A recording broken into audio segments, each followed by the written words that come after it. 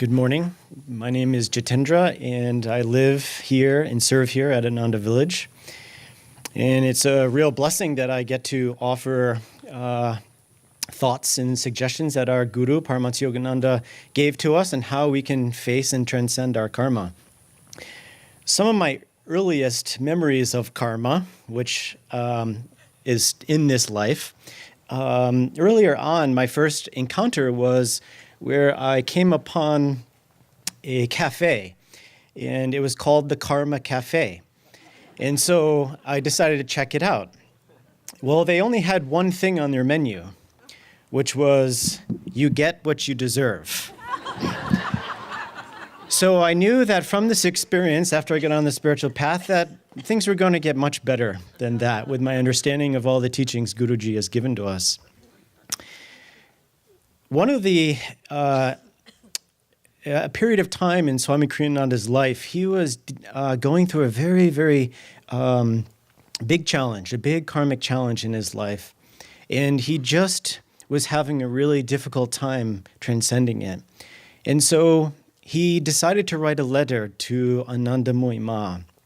And he described this karmic challenge and how impossible it seemed that this is happening to him. And Ma wrote back just with a few words, and she said, accept everything that comes to you as your Guru's grace.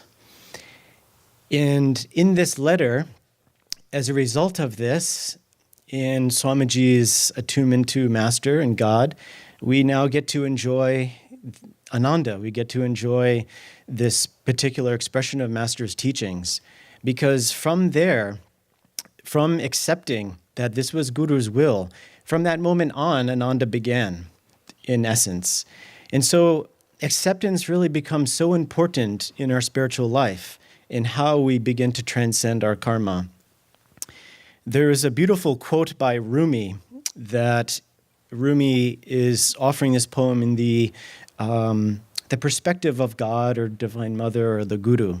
In the poem, a piece of the poem is that there's great courage needed and necessary if you want to become one with truth. We alchemists seek talent that can heat up and change. Lukewarm will not do. And so this is our life, isn't it? And in fact, we can remember how we got on the spiritual path. For many of us, it was that we were seeking a change. And everyone in this world at this moment is seeking change because the soul is whispering the essence of who we are, that we are light, we are joy, we are free. And so we seek this change. And this is the blessing and the power of the Guru, is that when we can open up to that flow of grace of the Guru begins to change us. There was a situation that Sister Gyanamata was going through. She was one of Yoganandaji's far most advanced disciples. And she, of course, as many of us might approach when we see a big cloud of karma coming our way, we first have to ask the question, do we have to deal with this? Is there a shortcut to get around it? And she knew that there was no getting around this karmic challenge coming to her. So she prayed to God to help her overcome this challenge. And God gave her a prayer to help her. And this, some of you may know, is that she was given this prayer to hold in her heart that, Lord, change no circumstance in my life, change me. This is the attitude of the devotee. This is the attitude of that positive upward flow of energy that Devi in Jyotish was mentioning yesterday, that as Master said, that our experience is the outer circumference. What's happening in the center of our experience and what we do with that determines how we transcend our karma. In essence, it's working with that energy. It's working with the prana within and keeping that upward flow of energy. As something very interesting and powerful that Yogananda said is that suffering itself does not help us transcend our karma. But the suffering gives us the opportunity to raise our energy and to meet that karmic challenge, to work on raising our energy is what helps us grow and develop that strength that's necessary to grow to the heights in our consciousness, to become one with God. In fact, even, our Guru said that no matter how much karma we have, the Guru promised us that if need be, 1,000,000 trillion times, if there's one stray brother waiting, I will come back. But who really, I don't know about you, but I don't know who wants to be that last one waiting. It's just a little awkward being that last one. So, but even if we are that last one waiting, the Guru's unconditional love and support in our life will always be there to the very end, to that last piece of karma that we may be holding. And that may be good or bad karma. So it's in that love and support, as Swami Kriyananda said, and also Devi mentioned yesterday, that when we feel that love and support, then we feel more encouraged to go inside and to have that self-honesty, to face that which needs to change. There's many ways for us to overcome our karmic challenges, as Yogananda gave to us. One of them is so beautiful. And Jyotish, at his birthday celebration a few days ago, mentioned that one of the biggest blessings that he feels, and I think many of us do, that the biggest blessing we have in our life is the presence of the Guru. But just next to that is the blessing of spiritual community and spiritual friendship. And we can just look around us to see a beautiful example of how we meet our karmic challenges. There's not one person in this audience that has not inspired me so deeply of how mental, physical, material challenges come into their life, but they stay steadfast in their love, dedicating it to Master and keeping a positive attitude. And even more so, even in the midst of their karmic challenges, seeking to serve others, to share happiness and joy with others. So we have hundreds, thousands, perhaps millions of examples of our spiritual family. And we do encourage each other. There's no separateness in this world, as we know. So when one of us goes through a karmic challenge, when we all pray for each other, we're all helping each other transcend our karma, and we're all helping each other to become free. There was just I would say a cute story I'd like to share with you, that when I was living in Rhode Island, I was a proud uncle of 4 girls. And one of them, her name is Hannah, and she was 8 years old, and we were at the ocean with my sister's family. And it was just about the time when the beach closes. So all the bathrooms close and everything closes down. And we were pretty far away from where the bathrooms were and the center of where things are located. And at that moment, just a couple of minutes before the beach was closing, Hannah had to go to the bathroom. So I, of course, knew that this was going to be a challenge to try to help her get there, because of running through beach sand is very difficult. And so I said, yes, let's try to do this. Everyone else was thinking, I don't think you can do it. There's not time, all of that kind of downward flow of energy. And I said, let's do this. Let's try. So we just took off running toward the bathrooms. And even inside, I felt this is probably going to be impossible, but it seemed joyful. And so we were running as fast as we could, and she was, I think, 7 years old, and she's running as fast as she could. And all of a sudden, she looks over at me and she says, "Do you hear that, Uncle Adam? They're cheering for me." My sister's family was cheering, "Go, Hannah, go."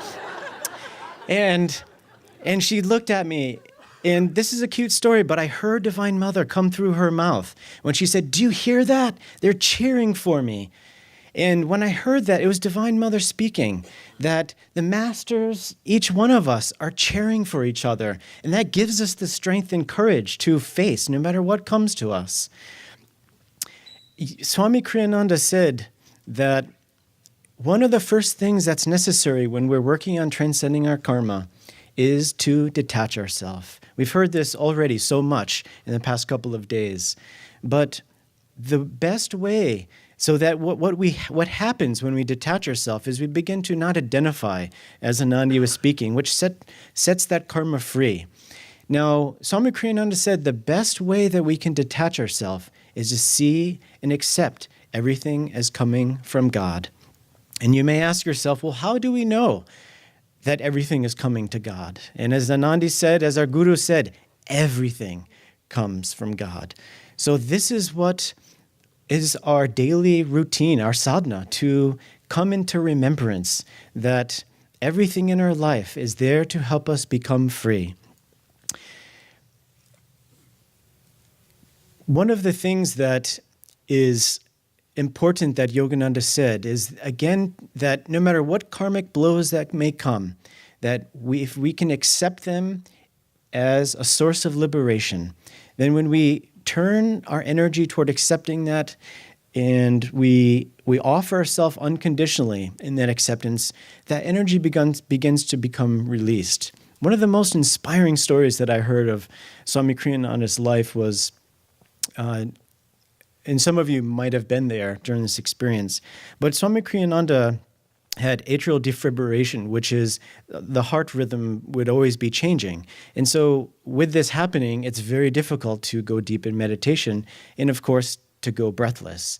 So his cardiologist, he had a meeting with, and the cardiologist thought that, we can do the surgery and see what happens. And so they did the surgery, and a few days later, to a week later, he was doing really well, but then the heart went back to having trouble. So he went back to his cardiologist, and the cardiologist told him that we can try to do this again, but just to let you know, Mr. Walter, that I can only do this, once more because this surgery is very intrusive and it'll be very detrimental to the heart. So this would be our last try. And so Swami, with that positive attitude, said, yes, let's try. So he went a couple days later, went back into surgery. And after the surgery was finished, Swami was recuperating and coming out of the anesthesia. And the doctor came back, the cardiologist. And Swami, with joy, said, how did it go?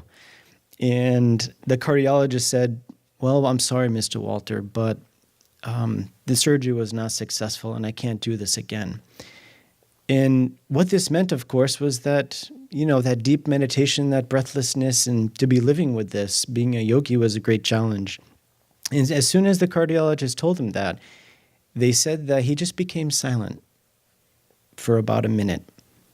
And at that moment, they felt such love and such power while Swami was accepting and offering it to his guru.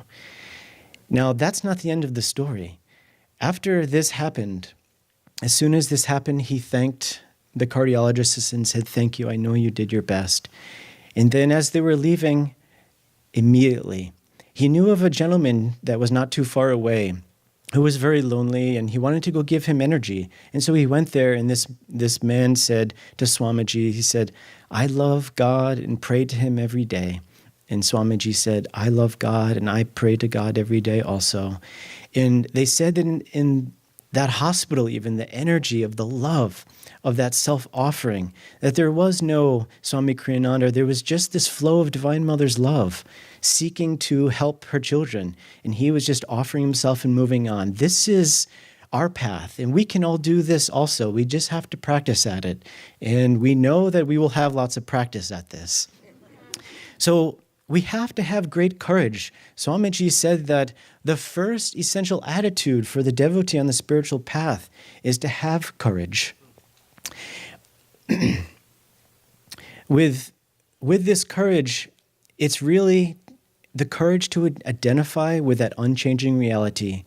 There's a 19th century hymn that comes to mind that is, change and decay all around I see. O thou who changes not, abide within me. So this is the courage that we remove our consciousness from the outer dualistic flow into that unchanging reality. And this takes courage because we have to face those aspects of ourselves that no longer are necessary for our spiritual growth. I had a really great lesson in this when I was in India in 2012. I was really blessed with a really beautiful opportunity of releasing karma when I got typhoid. And I might be still called in India Typhoid Jitendra, I don't know. But I was very, very, very sick. I could stay out of bed for just a minute at a time. And I was doing the energization exercises, and I could do just about 1 or 2 exercises, and then I'd have to lay down. And this happened for weeks and months, really. And so this was after perhaps a few weeks after I was still very, very sick, just after I got the typhoid. I was notified that Swami Kriyananda wanted me to come up and film him when he was working on the energization exercises for the lessons that were being released in India. And so he asked me to come film that with Brian McSweeney. And my first thought was, Swami knows I have typhoid. Why is he? I mean, even getting up to where his house was quite the trek. So, of course, like most of us would do, okay, this sounds great. Great challenge. So Brian gave me a ride up on the dirt bike to get up to his house, and we sat there, and the filming, it felt like it went on forever, which was a blessing, but I was very sick, and, hours were going by, and Sergio was demonstrating while Swami was dictating, and it was really beautiful. And I was really, really, really tired at the end. And I was sitting right in front of Swamiji, filming him. And so after we finished, Swami looked right at me, and he said, Jitendra, can you finish editing all of this before I go to Mumbai? And my first thought was, when is he going to Mumbai? And of course, it was 2 days he was going to Mumbai. So again, I went back to that part of myself that said, I said this silently within, Swami, you know I have typhoid. How can you expect me to, this is a big project. I mean, there's no way I can be able to do this. But at that moment, I really felt that love and that encouragement and that power of that vibration of Swamiji. And I just looked at Swamiji when, just looking at his beautiful smile and the light emanating from his eyes, I said, yes, Swamiji, I can do this. And so I left and I started to pray how to do this. And of course, we did finish this. Now, these videos never actually got released. But I'm so grateful for that lesson, because this is the courage to not identify and not follow that aspect of ourselves that tries to keep us bound to that karma, bound to limitation, but to follow the example of each other that are rising upwards, and especially following Swamiji and Master's example. Now, because I only have a short amount of time, one of the most powerful ways for us to transcend our karma, of course, is the grace of the Guru and the power of Kriya Yoga. Kriya Yoga works on releasing the karma, which resides in the astral spine, resides within us. And the power of Kriya, the power of the Guru's grace, washes all of these seeds and burns them. A beautiful example of this came from a story that you might know, when Yogananda was told by an astrologer and, of course, his whole family that he was to be married 3 times and twice a widower. And Master was all set with that. He knew his life was for God, and he wanted to be a monk. He wanted to be like his guru. And so Ananta, his older brother, of course, was trying to convince him that, you see, even, the astrology, the whole universe is saying this is your path. Your reading said you were going to come back, brought back from the Himalayas and all of this. And so later that evening, Master decided to burn all of these astrological readings that Ananta had, burn them to ashes and put them in a paper bag, and wrote on the paper bag, all seeds of past karma cannot germinate if burned in the fire of divine wisdom. So if we can seek this for ourselves, that no matter what astrological readings, no matter what our outer circumstances may look like, know that with the Guru, we can become free in this lifetime. I'll close with this. I'd like to share a reading from Master. And this reading was a real blessing for me while I was very sick in India. Someone sent this to me randomly. I didn't know who they were, but it arrived in my email, and it really helped change, I think, my approach toward transcending my karma. So I invite you to take this inward.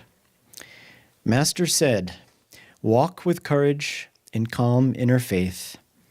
Eventually, you will pass beyond every shadow of bad karma, beyond all tests and difficulties, and behold at last the dawn of divine fulfillment. In the highest of all states of consciousness will come freedom from every last trailing vapor of misfortune. You must never lose courage. Divine Mother sent me to pilot you out of the clouds of your mind. Everybody's difficulty is different, and he or she has to win that test of karma and Divine Mother. Overcome all by constant inward calling on God, in utmost devotion in words, thoughts, action, in obedience to Guru. Your troubles I do not mind. I will never give up my job about you. It is better to conquer evil and not go on living with it forever. Never for a moment identify yourself with momentary flashes of error. Have no fear, even when I am gone and no longer visible to your eyes. You will never be alone. I may not scold you then, but I shall ever be with you, and through Divine Mother guard you from all harm, and will constantly whisper to you guidance through your loving self. So do not make life discouraged and tired, but ever interested in doing for Divine Mother. No matter if war, sickness, and death dance around you, that is the secret of victory over delusion and all troubles. Be cut to pieces, but never give up. Be a divine leech. Suck at the blood of wisdom, even though torn to bits. A smooth life is not a victorious one, and will give you lots of good karma. And I will give you lots of good karma, so you will get through. I will not only forgive you, but ever lift you up, no matter how many times you fall. Keep unceasingly trying to conquer, that not only I invisibly help you, but visibly through many here, Divine Mother will help you to win, through your own efforts in the blessings of the great Gurus. I am not building a mansion for you, or giving you riches that will perish, but I am making an imperishable home with all riches for you in my Divine Mother's mansion." And so I'd like to close with a song. This is a very short song, but if you just take this inward, and this is a song from, it's called Divine Mother's Song to the Devotee, given to us from our Guru. And I'll first sing it in Bengali, and then I'll speak the translation of words in English. So feel this is Divine Mother talking to us. Hapare bhukti dide padi mukti dide padi bhukti dide padi koi Hapare bhukti dide padi mukti dide padi koi. O devotee, I can give thee salvation, but not my love and devotion. Ask of me salvation, but not my love and devotion. For when I give myself away, when I give my love away, I give myself away. Ask of me salvation, but not my love and devotion. For indeed, when I give those away, I become poor, walking on your heart's way. So everything that comes into our life, try to seek, not to be so much relieved from the karmic challenge, but seek the love of Divine Mother, because in that love we are free. So Divine Mother's blessings to you all.